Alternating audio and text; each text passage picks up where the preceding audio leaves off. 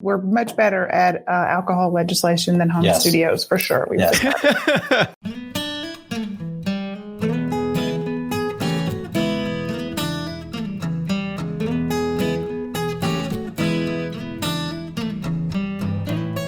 everyone, welcome to this bonus episode where we take a closer look at Kentucky House Bill 415. Now, if you don't live in Kentucky, you still need to listen to this because this is the first piece of legislation that could hit your state next. This bill covers two major points. First, it's the title of this podcast. It's the beginning of the dismantling of the three-tier system, giving consumers the ability to buy directly from distilleries and producers themselves in Kentucky, putting more money back into the pockets of the distillery because at this point, there's no distributor in the equation, and the distillery also functions as the retailer. It's a huge win. Second is shipping. Distilleries, as well as breweries and wineries, can now ship back to your doorstep when you're visiting on the Bourbon Trail, and you can do that in reciprocal states. So we're breaking down more commerce laws. If you want to see the summary of the bill, check out the link in the show notes, and there's a nice PDF that explains everything. Again, all huge wins, but let's get to this bonus episode where I'm joined by Adam Koenig and Christy Trout, who helped draft and push this bill into law. Cheers, y'all. Stay safe and stay tuned because we've got some more big announcements coming soon.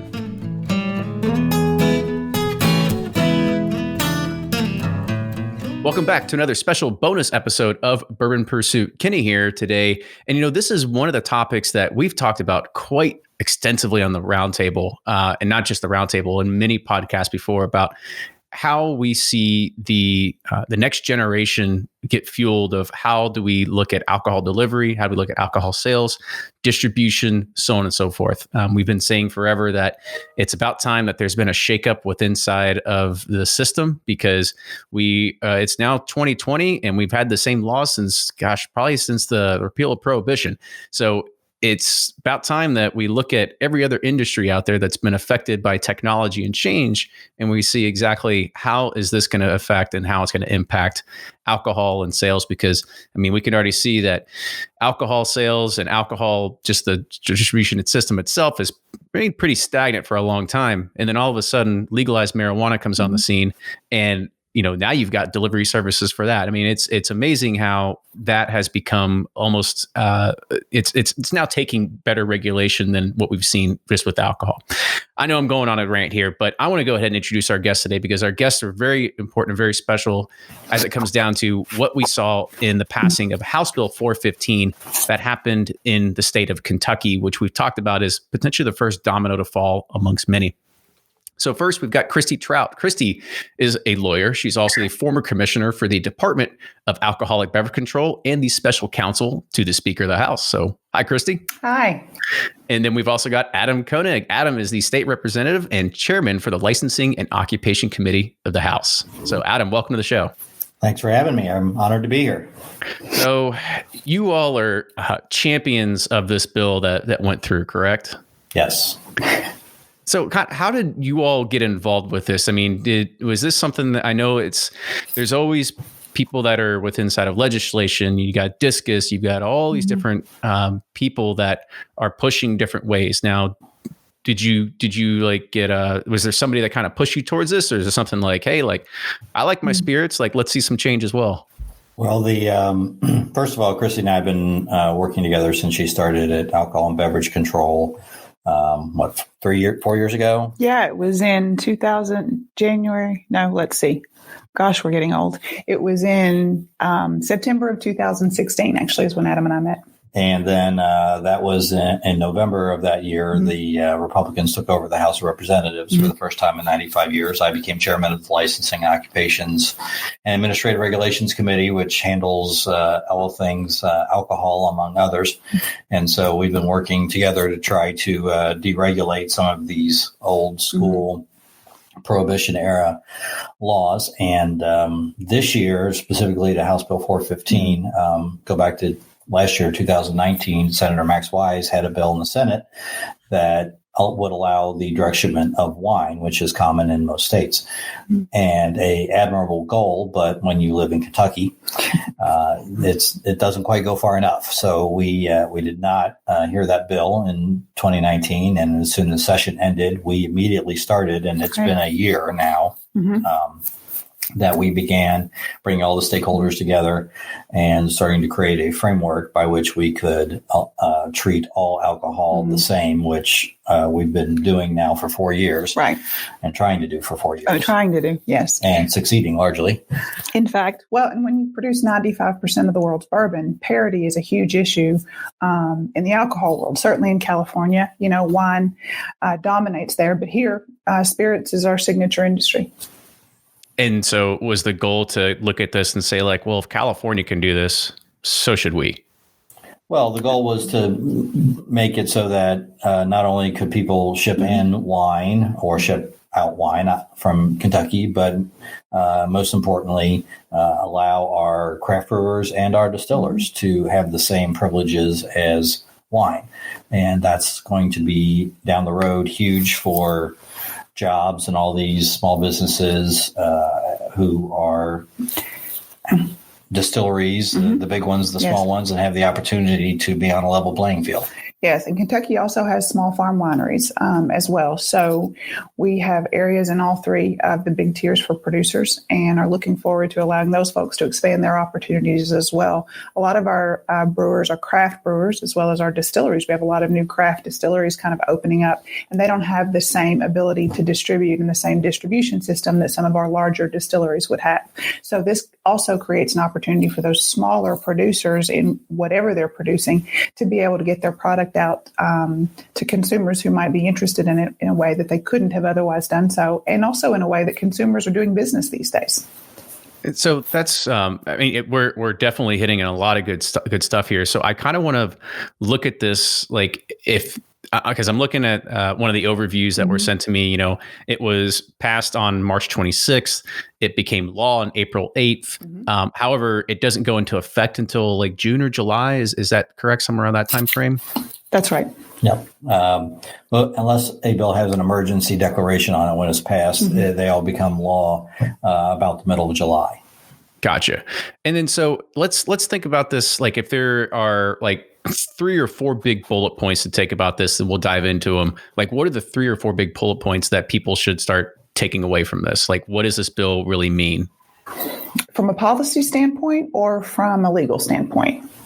Oh gosh, so now you're going over my head. I am a lawyer. I had to at least get that in at some point. I think that I'll start with a couple, and then of course, Mr. Chairman, chime in.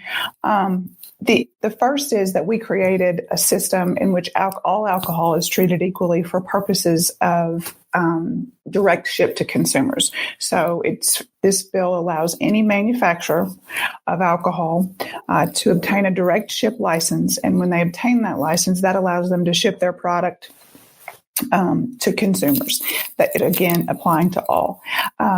We took into account consumer safety issues as well when drafting this legislation. So ensured that those manufacturers, when the alcohol is being shipped to the consumer, that those manufacturers must use a licensed common carrier, such as UPS, FedEx, DHL. Those persons must be licensed. The alcohol has to contain, it has to be in a box that's conspicuously labeled. There's a signature required for delivery, so that you have to have an adult who's over 21 sign for the alcohol. And if there's no one there to do that, then the alcohol can't be left at the residence. So creating parity among all types of alcohol, as well as trying to ensure as best you can that the consumers are protected and that we avoid unauthorized access to alcohol by those who are youthful or who are in areas where alcohol sales would not be permitted otherwise. Those are all good points. And one more thing I would add is I come from Northern Kentucky, and I can't even begin to tell you the amount of people who have told me, when this bill passes, I can stop shipping wine to my office in Ohio, or I can stop shipping wine to my parents over in Indiana. This is going to be a source of revenue for the state. We're going to capture revenue that's already going on. In those examples, they're going to different states. There are plenty of other examples of people shipping in bourbon or wine or something else. I don't know why you'd ship bourbon into Kentucky when you already have it available to you. But and good bourbon at that, the best bourbon. And shipping wine in and having it labeled as olive oil and not paying any taxes and doing it around the law. This is an opportunity for people to do it within the law in a regulated manner, and the state will generate revenue from it. Absolutely. And so I know that, like, from a very selfish point of view, we look at this in regards of course, like bourbon, and we look at really like shipping, because this is a big thing to happen in regards of shipping and everything like that. So one of the things that we look at here is that now Kentucky-based producers can ship products to other states if they have reciprocal laws. And I think right now it's like close to like 8 or 10 states or something like that. Yes, I think you're right. So is there a future plan to get more states on board with something like this? Like, is this set to look at like, this is a boilerplate, or this is a template that other states can start building on and perhaps reap some of the same benefits? Was that an initial goal of this as well? Certainly. I mean, that was certainly a goal of our process. And in fact, the Uniform Law Commission, which is a nationwide organization made up of lawyers who are appointed to this commission. And their goal is to essentially look at particular topics and develop language that could be, in fact, to your point, used as model language. We were able to rely on some of the work that the Uniform Law Commission had previously done and utilize that language to try to develop something that would be standard, would be model, that other states could utilize when they are considering opening their borders as well to enter and intrastate shipment of alcohol. So certainly that's exactly what we did. And we hope that Kentucky can be a model for that, particularly given our industry and our potential for becoming, the model state for the direct shipment of alcohol would be fabulous. And with the success of the Bourbon Trail, obviously we have people coming from all over the country to experience it. And I think they're used to coming in and knowing that they can't ship at home. When they visit, when we explain to them, hey, we'd love to be able to ship it to your house. And these are states where we can do it. If someone does not live in one of those states, maybe they'll start sending it to their friend in the neighboring state, or more importantly, let their legislators and government officials know that they'd like to be able to do this, and they need to change the law in order to make it happen.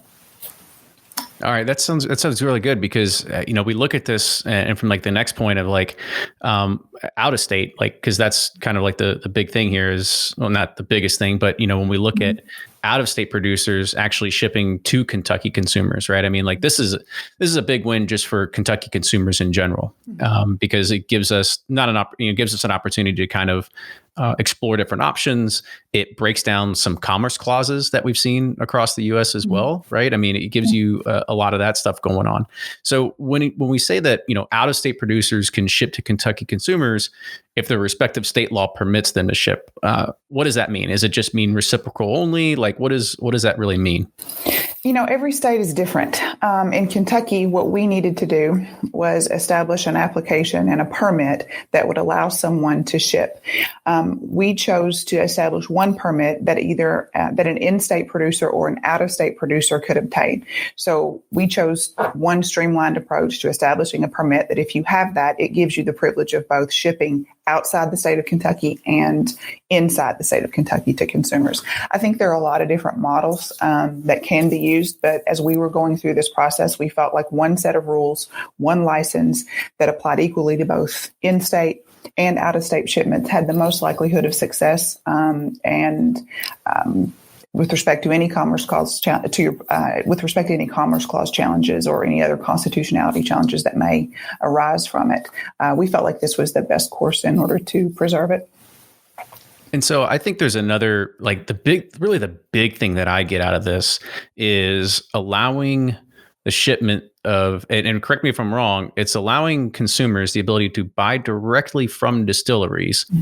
And is it completely bypassing the wholesalers in general and the distributors? And so you remove one of the tiers of that 3-tier system. It does physically, from a logistical standpoint, it does eliminate the use of a wholesaler or distributor. When we initially began this process, as the chairman mentioned, we offered the wholesalers and the distributors an opportunity to be part of this process.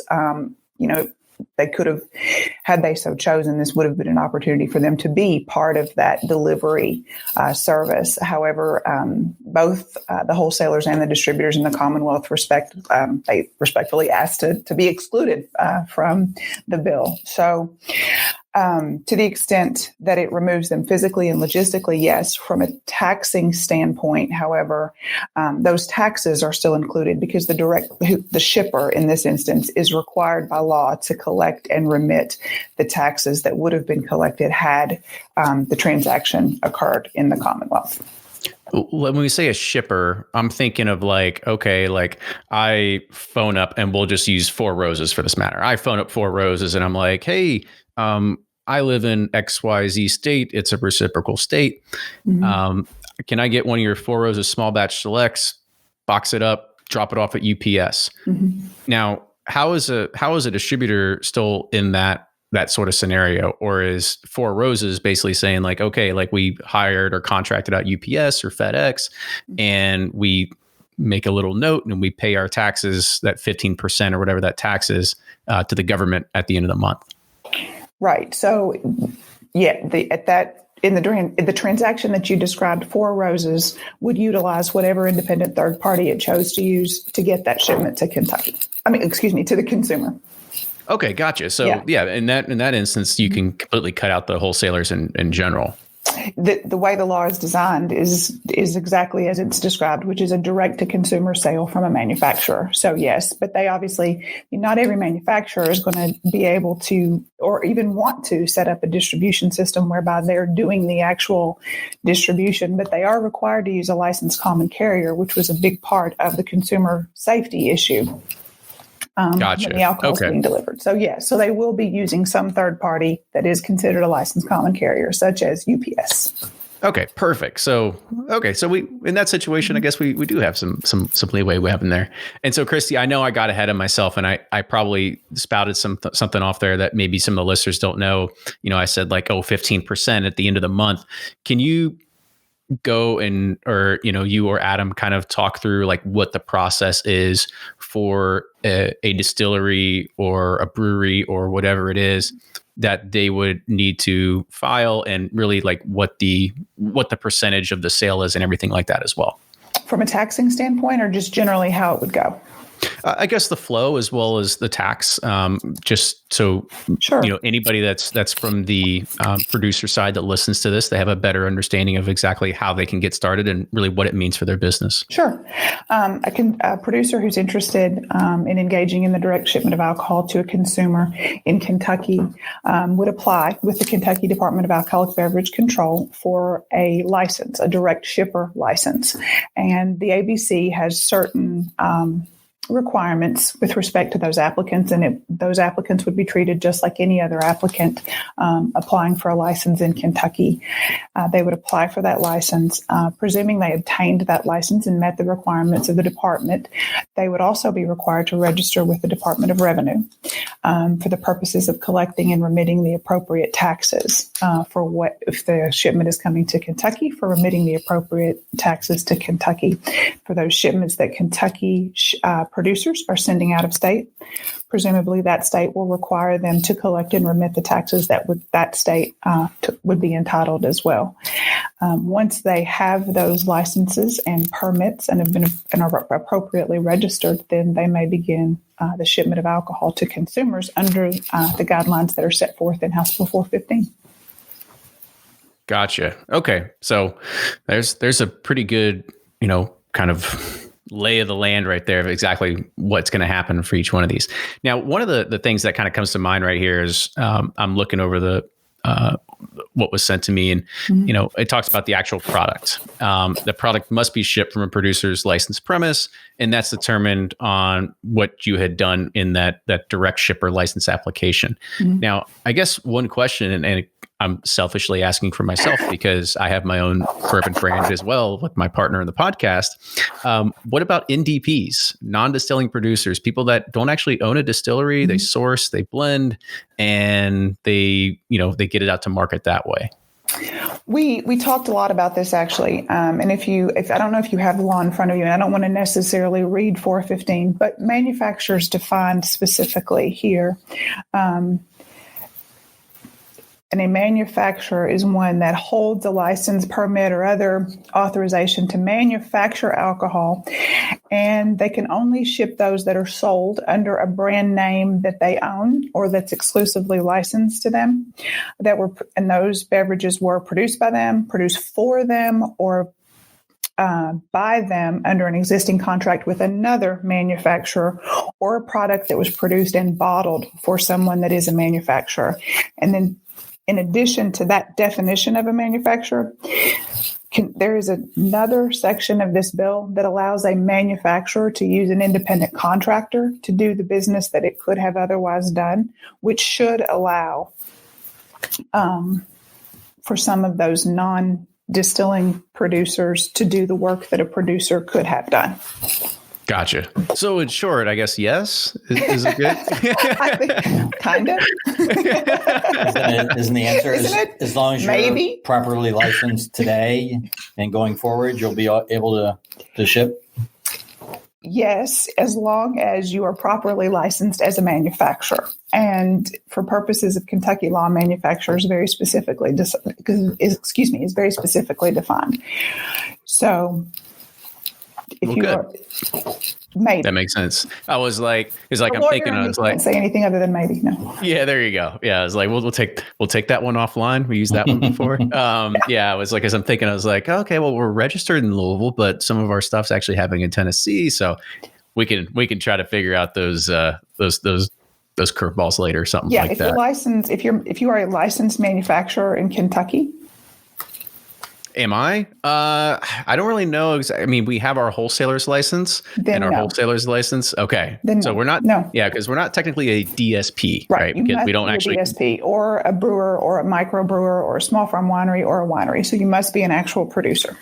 Okay. So you have to have your DSP license, not just a wholesaler's license. You cannot. A wholesaler's license in Kentucky will not. You may not ship with just a wholesaler's license. I tried, just for the record. Very creative. How'd that work out for you? Sometimes you just got to do what you got to do to get things passed. So there you go. That sounds good.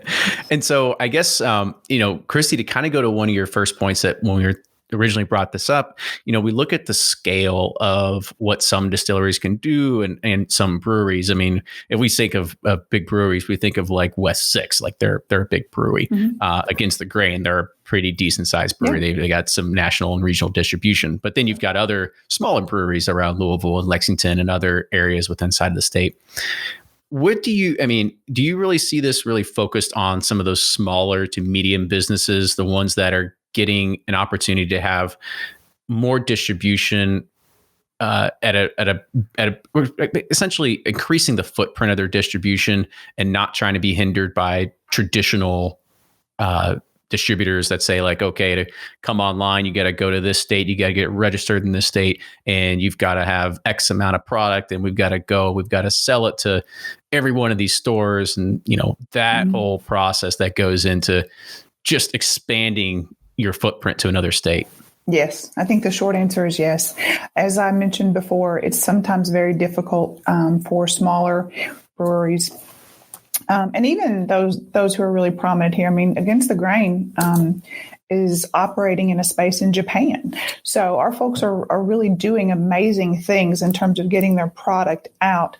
But it does come with the same challenges of, the logistical distribution of it, but also brand awareness. I mean, brand awareness is a huge component of an alcohol product. I mean, you think about it, the quintessential Maker's Mark bottle, no one, thinks of that without thinking of the red wax, our beer, the labeling, that sort of thing. Brand awareness is huge. And in order to do that, especially for some of the small folks, this will be an opportunity. But then again, even for some of those more prominent folks, this is an opportunity definitely to expand that footprint. Just imagine when, you're a distillery and on your podcast or in some magazine or some Facebook post that catches fire about your product, and people are interested and they go to the store and look for your product. And if they're not on the shelves, you're forgotten. when the next magazine or the next post or the next thing of interest comes sure. out. That's an opportunity for these small distilleries when they catch fire to be able to get their product directly into the hands of the consumers that are interested and create, hopefully, customers for life. You kind of remind me of like the Shark Tank effect, when somebody goes on Shark Tank and then all of a sudden they didn't prepare for the influx of traffic that was going to their website. And so their website goes down. And then if you don't capture those people in the hour that it airs, then you basically lost them. Yep, exactly. And that's the way, folks are doing business. That's the way consumers are looking for their products.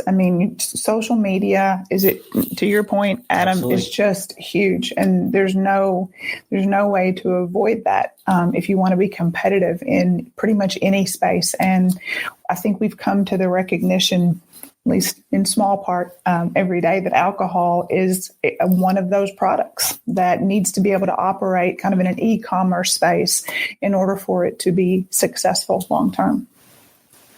And I guess, back to one of the original questions, I think you had kind of talked about was, or maybe Christy, you did, in saying that the distributors actually didn't want to be. Yeah, well, No.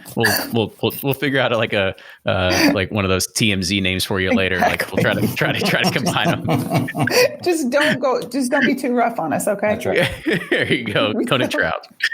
So, one of the things that you had brought up in the very beginning of this was the fact that distributors didn't want to play a part of this. And I thought that was honestly kind of baffling, because when we look at the change that, basically, or lack thereof change that's been happening over the past few years, we all know that the SWSs of the world, the Republics of the world, they've got lobbying power. They've got money. They want to keep things kind of status quo. Are they not scared of this a little bit, and really what it could potentially mean to, what it could mean to distilleries and breweries to say, like, okay, like we could try to figure out ways to, maybe do special releases this way, or smaller distilleries could say, well, we'll just go online only, right? It creates a new opportunity for a lot of these people. So I guess back to the question is, like, were distributors really not scared of this, and why or why not? They were scared of it. They opposed it. We included them, and they were part of the process, and we added some things at their request. But in the end, they were opposed to it to the bitter end. I regularly talked about the idea that they're in a changing world and they need to adapt their business model. Of course, I'm telling a bunch of people in this business to adapt their business model, and what the heck do I know? I probably wouldn't listen to me either if I were them. Yeah. That notwithstanding, wouldn't it be a great idea for them to go to these small distilleries and say, hey, you're in the bourbon making business, you're not in the shipping business. We're a logistics company in large part. Why don't you allow us to be your back end and work with these distilleries and breweries and whomever else in order to grow their market and grow those opportunities. And, and they didn't just have to do that. They could sell anything that was in their warehouse. So I think it was a great opportunity for them to expand and change with the times. They didn't want anything to do with that. And the best argument I heard was that they just didn't want to compete with other out-of-state operations. So that's all I had on that. Yeah, no, that does make sense from that perspective, that they don't want to compete with that. I also look at this as, and we've said it a bunch of times already, as the first domino to kind of fall. And we know that, and I'm sure that you all have kept up with, like, Total Wine versus the state of Tennessee and everything like that in regards of, like, commerce clause that are starting to change. And we are going to eventually, hopefully, see this become a little bit more ubiquitous. Now, you all are a lot closer to this sort of thing. Like, what needs to happen in these other states to start following in these footsteps? Does it begin with the people, like calling your congressman? Like, how does this really begin? It begins not just with the customers who want to be able to ship things in, but I imagine you probably need to have some producers in the state who are interested in being able to ship out and can go to their legislators and say, hey, I know that, we're going to have competition from some folks, but if you're making gin or rum or something like that, and you want to broaden your market, you go to legislators and say, hey, I want to be able to do this. I've got people coming in or sending me emails saying, gee, I wish I could get your stuff in the mail, and convince them that way that it is a opportunity for them to expand their business and create more jobs and generate more revenue for the state. I also think that one of you referenced the Tennessee case that the U.S. Supreme Court decided. Essentially the Supreme Court taking that step, I think, was a huge step towards exactly what you're seeing happen in Kentucky. As you know, previously, Kentucky distilleries you may or may not know this, but Kentucky distilleries could ship to consumers as long as it could ship to consumers in state and out of state, as long as the purchase was made in person at the distillery or pursuant to a subscription club or some sort of distillery sponsored subscription club that was enrolled and paid for in person. The Supreme Court in the Byrd case, I think, helped pave the way for a lot of those antiquated restrictions to be eliminated, because the court made pretty clear, in my opinion, that the things that a state can continue to regulate under the 21st Amendment relate to taxation and police powers. Otherwise, the Commerce Clause takes the dominant seat as it relates to alcohol. Absolutely. And so, it's really interesting to kind of see exactly where this is going to go, and maybe what states will start following next, and who you'll pick up the phone next from some other representative to say, like, okay, what'd you all do? Like, we've got to figure out how to do this as well. We hope so. We're excited about it. We're excited about the work we did. It was a fun process. There were moments where we thought, this may be the craziest thing we've done. But I have to give the chairman credit. As he said, we met in 2016. We worked on a huge overhaul of Kentucky's alcohol laws then. The chairman successfully passed House Bill 183 at the time, and we sort of continued to work together, and our team has been pretty successful, we feel, in terms of what we've done for alcohol in Kentucky. Well, Christy's very, very generous, but we convened all these groups a year ago at the behest of Speaker Osborne and Chad McCoy, who's from Nelson County and has many distilleries in his district, and myself, and I really thought someone else was going to get the pleasure of being the sponsor, but I was informed it was going to be me. But in the end, well, you are a Northern Kentucky. I am a Northern Kentuckian, and we all things sin. We're Catholic, so if there's gambling or drinking to be done, we're all in. Right.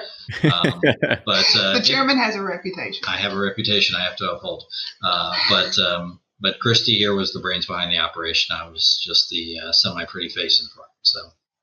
Well, fantastic. This has been great, because I think we've dug down into it. We kind of know exactly what it means for the consumers. We know what it means for, of course, the retailers, or not the retailers, but the distributors and the retailers, because they don't really have a play in this whatsoever. And we know what it means for the producers. Now, I guess the kind of like one big question that I have for you all is the next sort of thing that we would potentially see is the behemoth that is Amazon potentially being a retailer as well and doing shipping. Any thoughts on anything like that of what that can mean for the future? Amazon, I'll speak for Kentucky. In Kentucky, a retailer, this is an interesting point.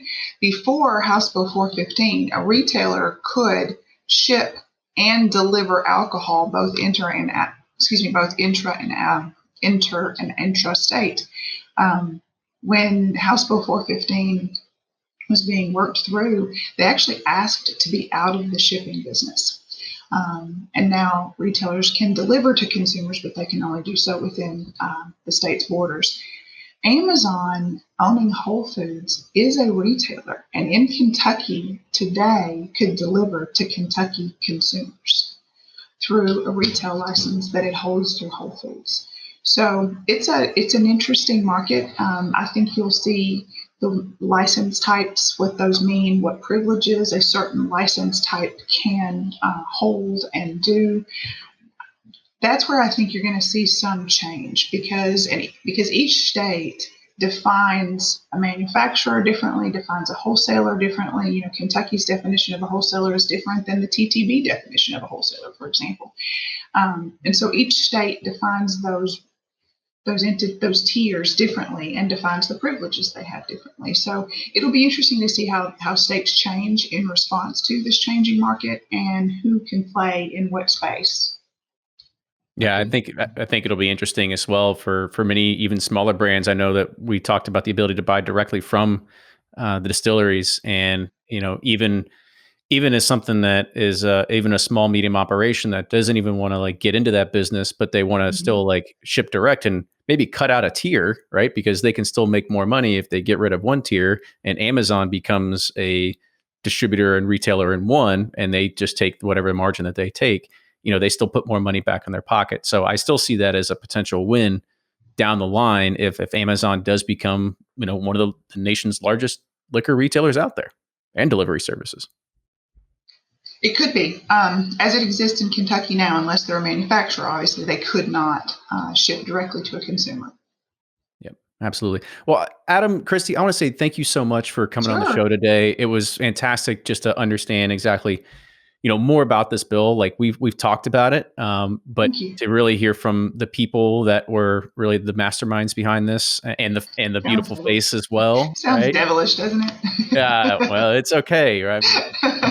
We got to make sure that we get the source and we get the information from them, because if not, it's just me trying to ramble on. And I'm not a lawyer. I don't claim to be one, and I never will be one. Well, Adam just plays one on TV. So yes, and in Frankfurt. Yeah.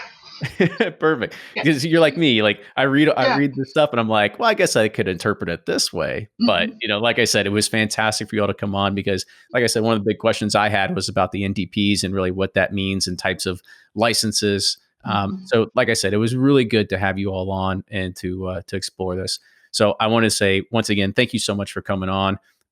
If for some reason people want to know more about the bill, where would they go online to go find out about it? Well, they can go to the Legislative Research Commission website, lrc.ky.gov, and they can see the bill directly if they go to the 2020 regular session, and go look up House Bills 415. But if you read the bill, it would be probably fairly confusing. So you can look me up and send me an email directly, and I will send it to Christy, and she'll answer the question. Yeah. That's how it works. You delegate. Yes. Delegate, right? Yes. That's what we do. The mark of good leadership, right? You delegate. Good politician will delegate and then take credit. Fantastic. Well done. Well, yeah, absolutely. Thank you again for coming on the show today. It was, again, a pleasure to have you all. Make sure that you are subscribed to Bourbon Pursuit. And Absolutely. If you want, I'm telling everybody else, not you. I'm telling the listeners right now. Make sure that you are listening, that you are subscribed to Bourbon Pursuit. And then because this is going to be one of those bonus episodes out there. So you got to be subscribed to make sure that you are catching it.